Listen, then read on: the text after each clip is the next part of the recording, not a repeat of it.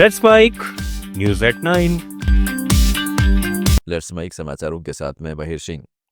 पश्चिम Asia में बढ़ते तनाव के बीच सऊदी अरब से कच्चा तेल लादकर आया लाइबेरियाई ध्वज वाला tanker Shenlong Suezmax Strait of Hormuz सुरक्षित पार कर मुंबई बंदरगाह पहुंच गया है।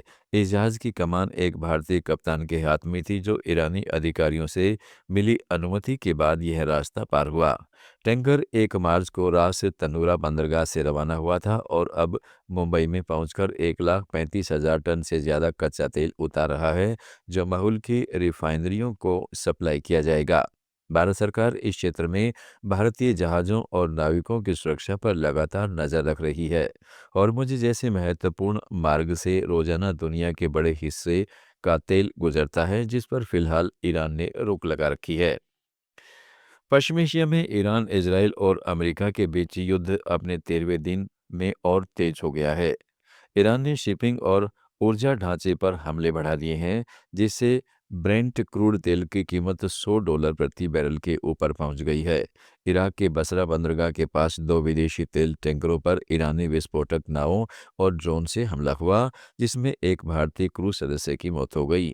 38 लोग बचाए गए हैं। इसके बाद इराक ने सभी तेल टर्मिनल बंद कर दिए हैं। स्टेट ऑफ हॉर्मुज में थाई जहाज मयूरी नारी पर ईरानी रिवॉल्यूशनरी गार्ड्स के हमले से 3 क्रू सदस्य इंजन रूम में फंस गए। पिछले 2 दिनों में कुल 6,000 प्रभावित हुए हैं। इसराइल ने बेरूत के रामलेट अल वैदा इलाके में हमला कर कम से कम 7 से 8 लोगों को मार डाला और 21 से 31 घायल हुए हैं। दक्षिणी लेबनान में हमलों से 634 से ज़्यादा मौतें हुई और 1,500 से अधिक घायल हैं। साथ ही 8 लाख से ज़्यादा लोग विस्थापित हुए हैं। ईरान के फर्दीस में इजरायली ड्रोन हमले से एक फल विक्रेता की मौत हुई। ईरान के राष्ट्रपति मसूद पेजेश्कियन ने शांति के लिए 3 शर्तें रखी हैं। ईरान के वैध अधिकारों की मान्यता, युद्ध की क्षतिपूर्ति और भविष्य में हमले नहीं होने की अंतर्राष्ट्रीय गारंटी। संयुक्त राष्ट्र ने ईरान के हमलों की निंदा की है और वैश्विक ऊर्जा संकट गहरा रहा है।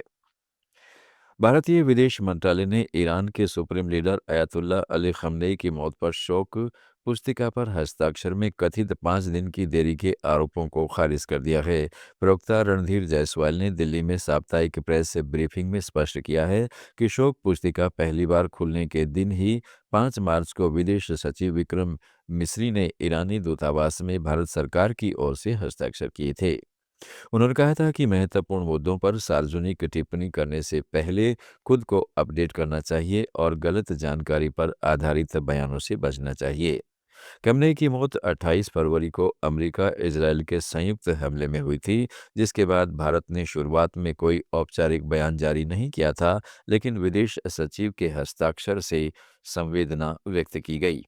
Coming to your question on the condolence book signing, let me clarify the issue for you and for everybody here. As you are aware, Foreign Secretary signed the condolence book at the Iranian embassy on behalf of the government of India.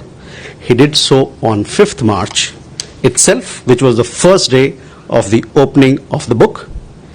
It would do well for commentators to first update themselves on important matters before they choose to speak in public. Such ill-informed comments are best avoided. Your other question was again about इसके साथ ही जायसवाल ने कहा है कि हमारे विदेश मंत्री अपने ईरानी काउंटर पार्ट से बात कर रहे हैं और पिछले कुछ दिनों में 3 बार बातचीत हुई है। जहां तक युद्ध के असर की बात है, तो यह सबके सामने है कि आसपास क्या हो रहा है। हम में से कई लोगों की जिंदगी पर इसका असर पड़ा है। सिर्फ हमारी ही नहीं, बल्कि दुनिया भर के लोगों और देशों पर इसका असर पड़ा है। समाचारों में फिलहाल इतना ही। जुड़े रहिएगा लेट्स माइक के साथ।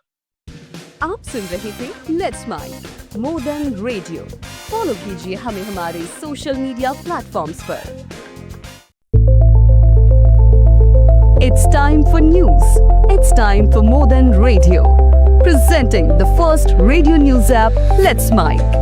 Let's Mic, a news-based app on your phone where you get to watch and listen news, talk shows, interviews, radio show podcasts. On Let's